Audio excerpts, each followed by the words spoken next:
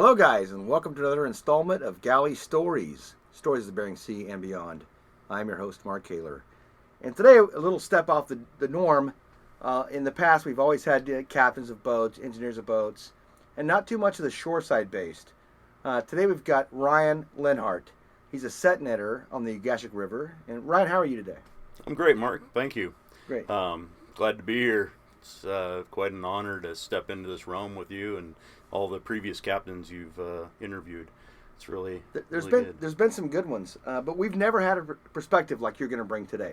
Never seen the beach side of it and things that go on. You're still on a boat. You're still running out there. It's actually probably considerably can be more dangerous on such a small vessel, but we'll get into that. Let's start with where you were born and what brought you to the industry. Yeah, so I grew up in northern Minnesota. Farm boy. We had, we still do. We still operate a farm back there. My dad does, at least. It's, I don't know, I left when I was 18 years old to Alaska. I came up to actually go to college to be a marine biologist, of all things. And I found out real quick that college wasn't for me. So I decided to try my hand at commercial fishing, and luckily a friend of ours from back home Minnesota there, Ole Van Orsdale, he actually kind of showed me the ropes. He heard I was in Alaska, and he'd hunted behind the farm for years, so he was pretty interested in having me come out and be a crewman. So I went up at the age of 18 with him, and we fished the Kvichak right up off of Graveyard. Set netter, one permit, one very small skiff, and Ole had two 35-horse Johnsons on the back of that thing. And he was a master at running both those tillers at the same time. I could never quite wrap my head around how he did that, quite honestly. He taught me a lot. I fished for him for 1 year. It was probably one of the biggest years I think I've even had to date. We did 136,000 on one permit. It was just me, him, and actually the DNR guy from where I grew up, hometown Minnesota there. He was the other crew member. So A lot of Minnesota guys out there. Mm-hmm. So the first experience was a set net then? Yeah, first and only experience. So it's all been set net? It's all been set net, yeah. How long did you work for him? 1 year. And then what? Then I bought my own operation. So at 19... The one you have now? Yep, the same one I have now, yep. Yeah, at 19, I decided after that summer... Well, let's backtrack. I fished for Ole, pretty rough conditions. He was graveyard set netter off the cut bank up there. And so he had what was the foreman's shack. And so he had 3 cots in there on the floor. And Ole was really frugal. So he brought 5 gallons of kerosene with him for the summer. And he had one single burner propane stove. And that was about it. You know, we ate a lot of pancakes and a lot of rice. And we didn't eat much salmon. He preferred to sell those. So it was pretty frugal eats. And I remember probably the biggest thing that sticks out in my mind is the cot that I got. I don't know if it was because I was the low man on the totem pole, being the youngest one there, or what, but I got the cot beside the broken out window without a mattress on it. And so in my infinite wisdom, being young and dumb, I thought, well, a wool blanket would be sufficient enough for Bristol Bay. I've been surviving off of that, in Anchorage and Fairbanks. And you're from Minnesota. I'm from Minnesota. I can handle anything. Yeah. So if you ever sleep on a military type cot pre-canvas, like just springs and wires with a wool blanket for any period of time, you know that it isn't very supportive. So I was out searching the beach for flat pieces of wood and what have you that I could stick in my bed. And I got really good at sleeping with one board under my hip and one under my shoulder and one at my feet. And Waking up in the middle of the night and adjusting it. Yeah, just give it a little wiggle and go back to sleep and try and figure out how to keep the mosquitoes out of my So bed. this was 25 years ago then. Yeah, it's getting there. So that'd be... Math's not working right now. Well, 19. 19. Yeah, 19. I'm 43. So, yeah. I'm trying to pick the year out. Oh, that would have been 94? 94? 95? 94? Yeah. I graduated from high school in 94, so. So going back, when you showed up, you got one housing unit that you're all sleeping in? Now, he's sleeping in there too? Oh, yeah. Yeah. Well, yeah, that was part of Ole's deal. He'd start the oil furnace up, and he'd set his alarm for 5 minutes, and then he'd go shut it off. So 5 gallons of kerosene was for the whole, Summer. 45 days All of it. of summer. Yeah. Yeah. Summer in Alaska can still be chilly, especially at night. Very chilly, especially with a broken window right beside your bed. Well, you're the only guy that had that. Yeah. Well, that was quite an experience for a young kid. Yeah, it was. I came out of there with a lot of really dirty clothes, and I actually threw them away at the Red Salmon Cannery, and got on a plane and flew home. And I was thinking, man, that was the best thing I ever did in my life. Well, something bit you because you bought a permit the next year. Correct. How did that work out? How did that come about, I should say? Well, so Ole was, at that time, 55, give or take. And so he was talking about getting out. And so Greg Spalding, the other gentleman that was on the crew, and myself were kind of pitched this deal. Hey, you guys could throw in on this if you're interested. We're going to do a sealed bid and see what it goes for. And, if you guys want it, the option's there. I'm tapping out. That was Ole, And so I went back to Minnesota, and I sat down with the local banker who I'd, went to school with and what have you. And I talked him into setting aside a loan for me. Yeah, because back then, I wasn't, I don't think I had enough time in Alaska at that point to pull from the commercial fisheries loans. Mm-hmm. It was something that had crossed my mind, but I hadn't really pursued it.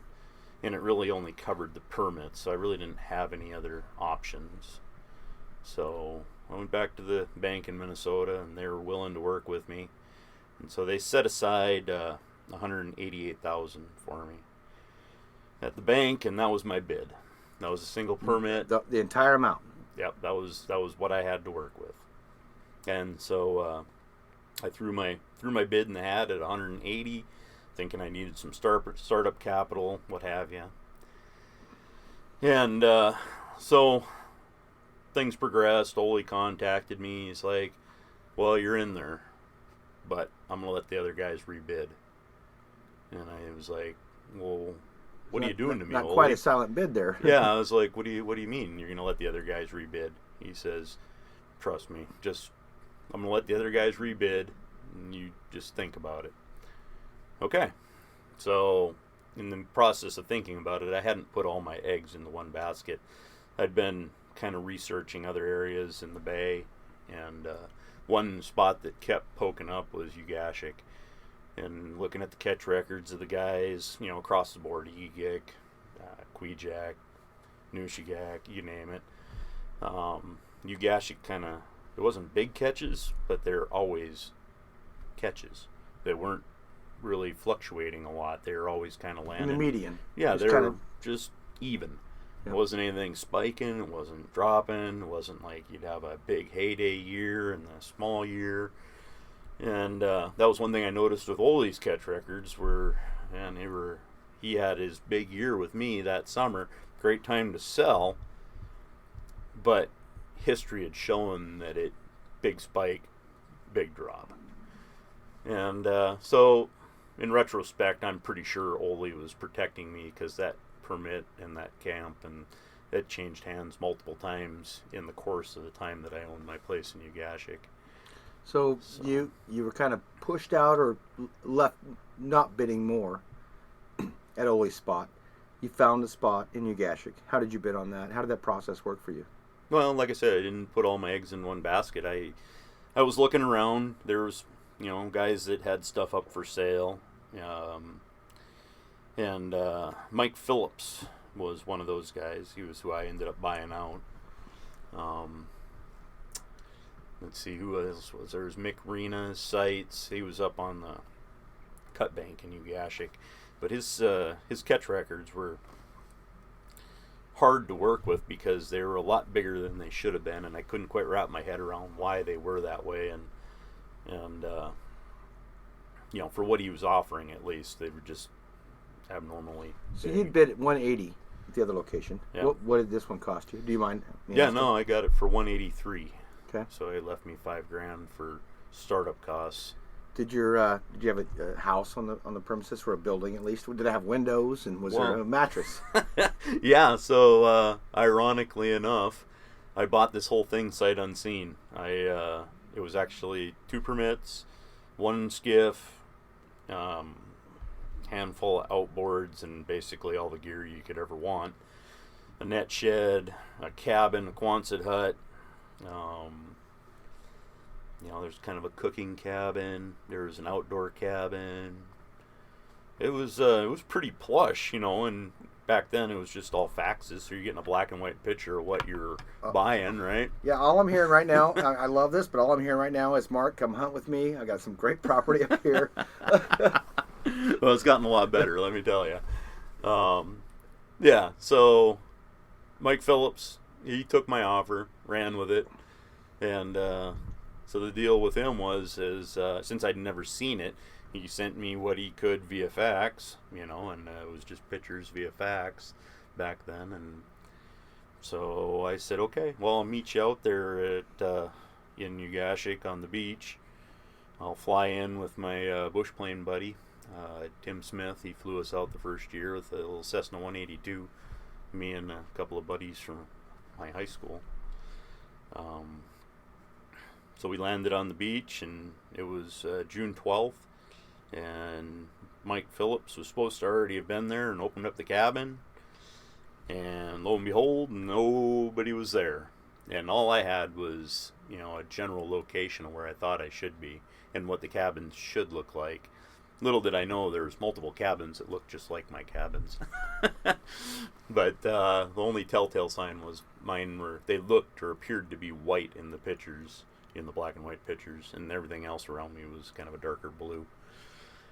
So no Mike Phillips on the beach, no cabins opened up. My plane took off and left us 3 standing on the beach scratching our heads. And You're like 19 at this point, 20? 19, yeah. Who's the 3, though? You and Jared Pink and Matt Morris. Those are your buddies. Yep, those are my football Come on, guys. buddies. I'm going to show you how we're going to do this. Yep. Let's go to Alaska. Let's go to Alaska. And break into a cabin that we're not sure is mine. Exactly. That's exactly what we did. And then we didn't bring any food with us. We brought, the bare minimums. This is Cessna 182. Matt Morris was probably 230. I was 230. Jared was a light one at 200. So, and then with the pilot, you're already overloaded. He's like, no bags. Yeah, there's no bag. So we had I think some neoprene waders, and I told them to bring some warmer clothes, thank goodness. But yeah, so we went up to what I assumed was the right cabin, and Mike had done us at least the favor of saying the key for the cabin was underneath the porch at the net shed. And so I figured, well, the little A-frame that was beside the other main cabin, that must be the net shed, and there was a loose porch, board there, and I picked that up, and lo and behold, there's a hammer in there, and that was the key to get into the cabins. A hammer. A hammer, yeah.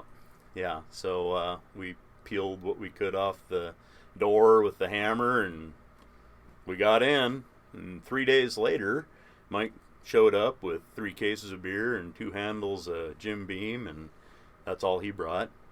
There was no food. There was no food. Well, there's food left over from the year before. Okay, so there was some food in there. Yeah, a lot of frozen green beans and brown beans and canned bacon, and I really don't know how we survived that summer. I did have. Oh, I just heard beans and bacon. Yeah, That's we pretty had good. beans and bacon, but I mean we're limited supplies. We were on rations from day one. That, and we didn't know where the fresh water supply was. So when we first got there, the lakes behind the cabins, I was told, were non-potable. Don't drink that water. And so the closest fresh water that we knew about at that point in time was 8 miles north of the cabins. So I think we were working on rainwater when he showed up. Okay. Yeah, but he didn't bring any water with him either. But at least he brought enough information so that we could pull the wheelers out of the cabins, and go get water. Start figuring some stuff out. Yeah. Yeah. So at 20, brand new adventure, 2 of your best buddies with you. Yeah. And you own the spot. Yeah. I mean, you own the spot. Yeah. Well, I have to make a payment on it to a tune of $36,000 a year. It's coming. Yep. Oh, yeah. It's coming. So how did we get started? Mike decided he was going to show us the ropes, and so he helped us get the skiff in the water, get a motor on it. Back then we were winching everything out, so we set a deadhead and a winch and five horsepower Honda, with a winch on it, and yarded that 24-foot skiff. It was an old A-Tech, and it had rolled across the tundra a few times because it was pretty beat up.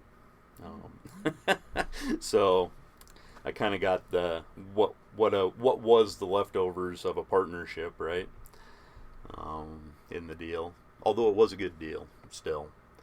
So he showed me how to set my screw anchors. Now, mind you, I was cut bank born, right? So our nets never went dry. Never had to even think about nets going dry. We always had water for the fish. Not so much on this beach. So we go out, tide's coming in, it's blowing probably about 35 out of the southwest, and I'm like, we're really going to go out and set a net in that, huh? And he's like, yeah, this is what we do. Okay, here we go. And so we all piled into the skiff, and we got down to the sights, and he clipped the net onto the screw anchor rope that was all tied in. Explain that. Remember, nobody knows this. No set netters have been on here before. Okay. And I'm sure that a lot of our listeners know, but we got people in the UK, Ireland, Australia. We don't have set nets everywhere. So explain it to us, please. All right. So basically, we put a screw anchor in the ground. It's about a 6-foot bar with a pan on the bottom, and you spin it into the ground, and you tie a rope onto that, and you throw a bag on it, and that bag floats up with the water. And at the end of that rope, you have a loop, whether it's tied in or braided in, depending on how much time you had to set up that summer. And so anyhow, that bag's floating. You can bring your skiff up to it, and you grab it with the gaff, and the way we fish there is everything's clipped off. We don't do anything with knots, so we're not trying to tie a knot in the fray. We're just a quick clip and go.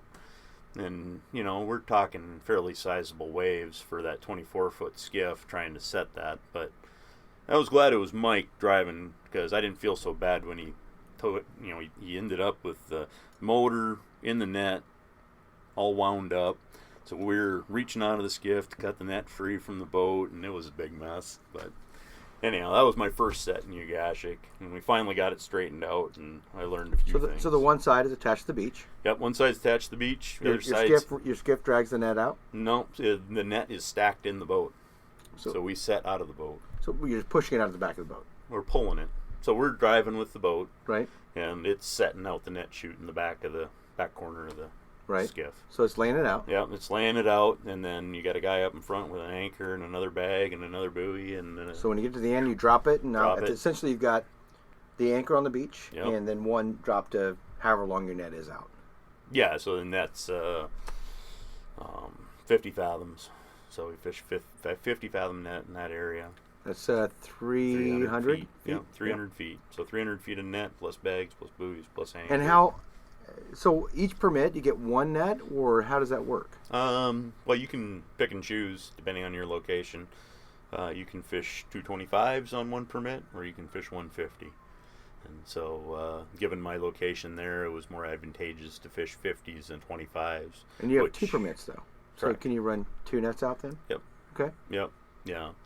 Yeah, Matt Morris actually had the other permit at that time. It was still owned by the family, but he was the one that was operating it for me. Okay. So, yeah. So 20 years old. All right, let's talk about the results of that first year. How'd you do? I thought we did really good. You're like, yeah, fish. Yeah, no, we washed a lot of fish that summer because there again, nets went dry and we didn't understand the process. And so we got bit quite a few times. Nets went dry. Tide went out. Yeah, tide went out. Nets go dry. It's all fish sandy laying on the beach. Yeah, sandy beach, and you got to wash every one of them fish because the processors don't like sandy fish. You know, it's hard on their gear, and it's So spent. You got to make it look like they just came out of the water. Right. Right. Yeah. Well, we spent. Oh, that's not warm fish. No, it's fine. Well, look, it's clean. The markets were a lot different back then.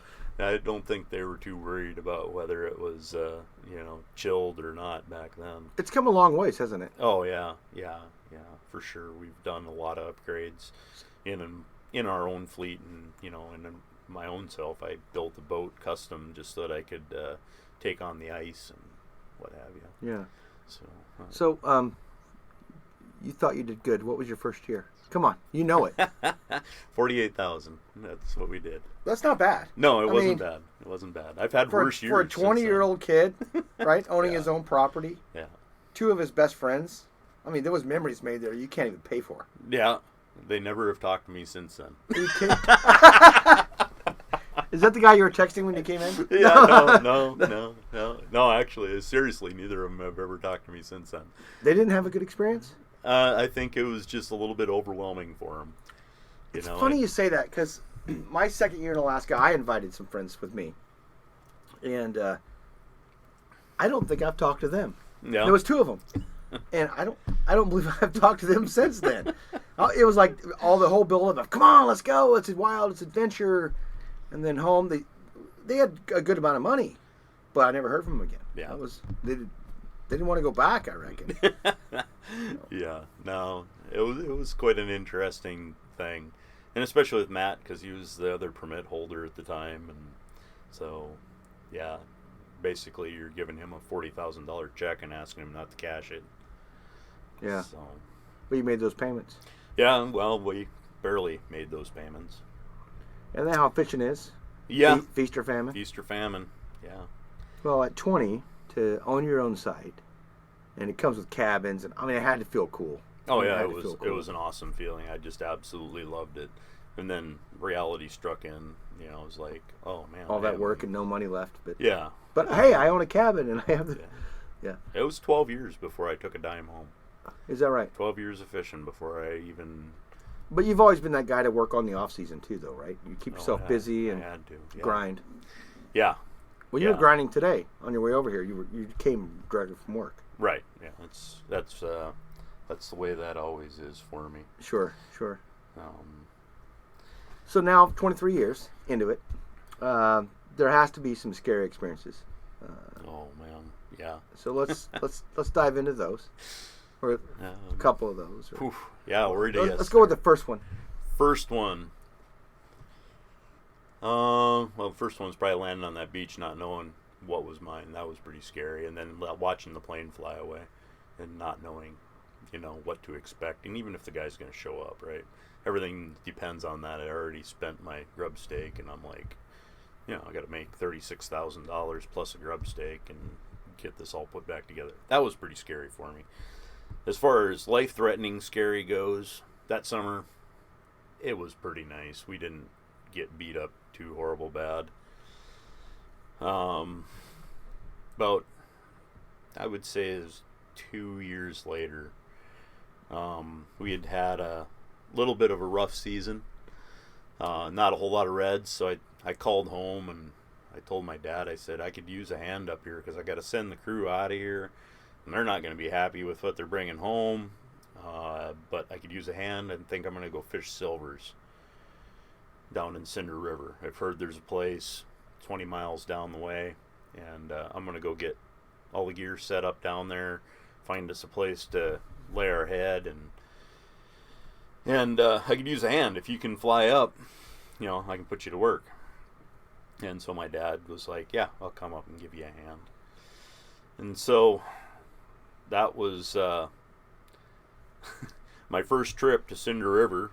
Was probably one of the scariest things I ever encountered, probably even to date.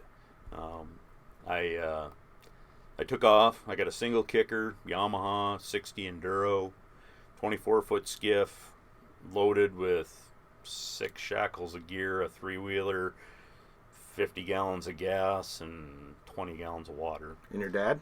And myself, all by myself. Oh. So my dad hadn't made it up there at yet. 22 now at this point. Yeah, 22. And so I'm by myself. I loaded all that into the skiff, took off, anchors, buoys. The thing was stuffed. There wasn't any room in the skiff. Took off. I get down to what I think Cinder River. Mind you, we have no GPS. I'm going off of hearsay. I don't even have a map. All I've heard is you go past Cape Meshnikov, you look for a sandbar where the breakers are at. That's Cinder River. Cool. So you didn't have to permit down there, or how did that work? Well, the permit's transferable anywhere. It doesn't matter where your permit goes. It's the sites, and there wasn't anybody that had established sites down there. Oh, so you just free for all. It was just free for all. Yep. Yeah. So, and there wasn't anybody down there anyhow. So, yeah, I pulled into Cinder River, and I missed the tide because I wasn't even thinking that way yet. That I had to go down with the tide coming in. I went down on the high tide from my end, and by the time I got there, it had gone away. So, timing was bad. So I slammed my lower unit into a gravel bar on the way in because I basically surfed it through the mouth into the mouth of the river there in Cinder River. And I putted around, in Cinder River and picked a spot and unloaded everything. And so everything was working great, I thought, until I decided it was time for me to turn around after the skiff was empty and head back for the cabins, the mainland cabins, 20 miles north. And alone? Yeah, alone. Go find my dad because he was supposed to be flying in at that point. And so at least I knew he was going to be okay because Tim was just going to land him on the beach right in front of the cabins. And yeah, but did he know which cabin where the key was? No, yeah, he didn't know any of that. But Tim knew at that point in time because he'd already come out and picked up my crew, and so I'd showed him. The key's under the door, Dad. Yeah, there's a hammer. Yeah, there's a hammer. Actually, it was still open at that point. I didn't have to lock it up then. But so anyhow, I pulled out of Cinder River and I gave her some gas, and the thing just went. I'm like, okay. I didn't understand what was wrong. What had happened was that I broke part of the lower unit, and it was cavitating because it was blowing exhaust past my prop, right? Instead of going out the center, it was going around the outside. So I was like, well, I got to go back to Ugashik. There's nobody down here. Absolutely nobody in Cinder River. Nobody. So I go out offshore. I'm probably a mile offshore, and I can make headway at an idle. But I can't give it any gas. Yeah. So I'm putting along, and a 2-stroke does not run efficiently on an idle. And so I'm kicking my cans because I'm going through gas like no tomorrow. And I'm down to like basically 3 cups of gas, and I'm outside of Cape Meshnikov, and I'm out in the seas, probably a mile offshore again. It was a nice sunny day. 24-foot boat. Yeah, 24-foot boat, mile offshore. And I would say that the groundswell out there was no less than 10, 12 foot.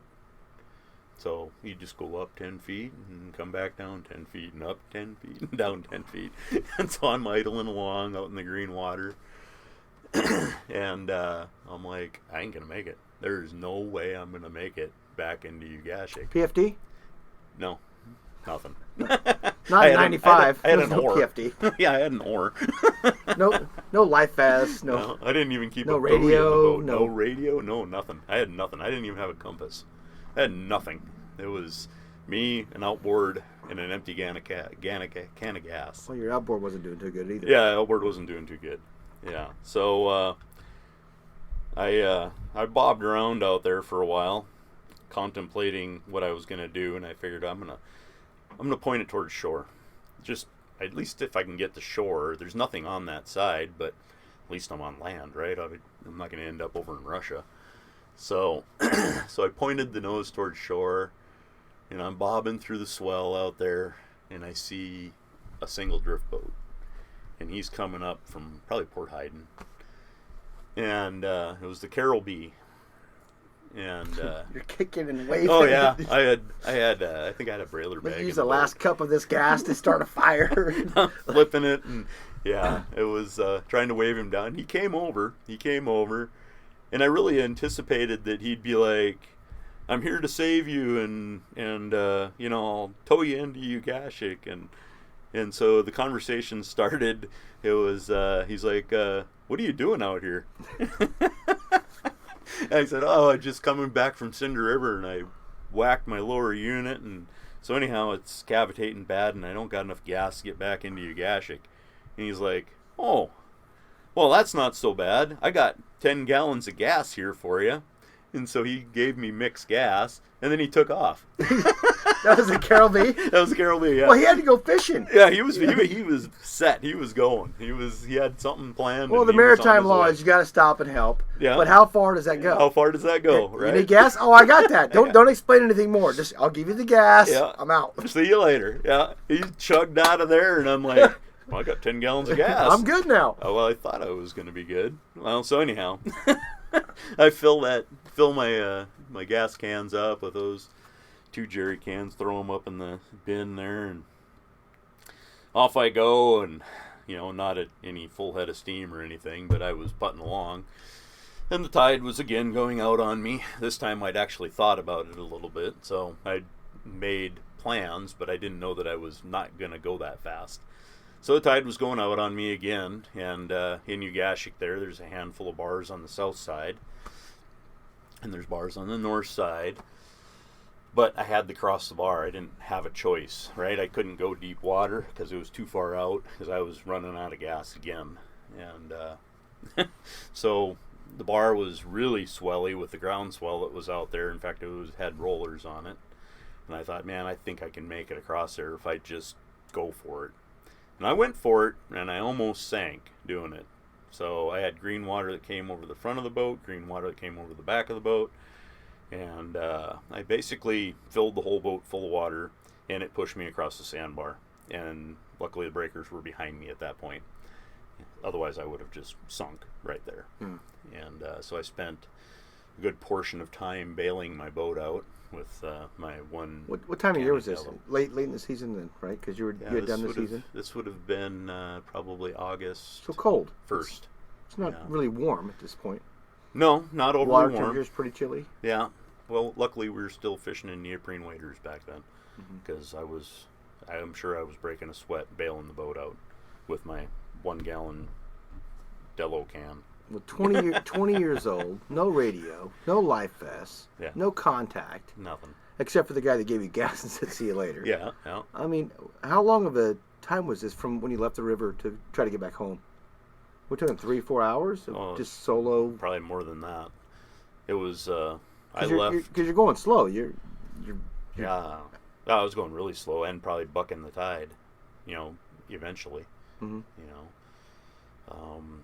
So yeah, it was real slow go. I don't know for sure because I left right at daylight, I suppose, out of Cinder River.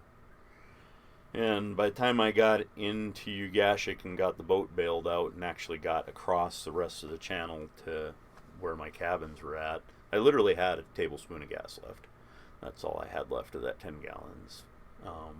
But it was late afternoon by that point in time. Going through your head the whole time is, did I just really fuck up? When I was sitting out there on the other side of the bar watching the breakers right off the heels of my boat, I was thinking, I really screwed up.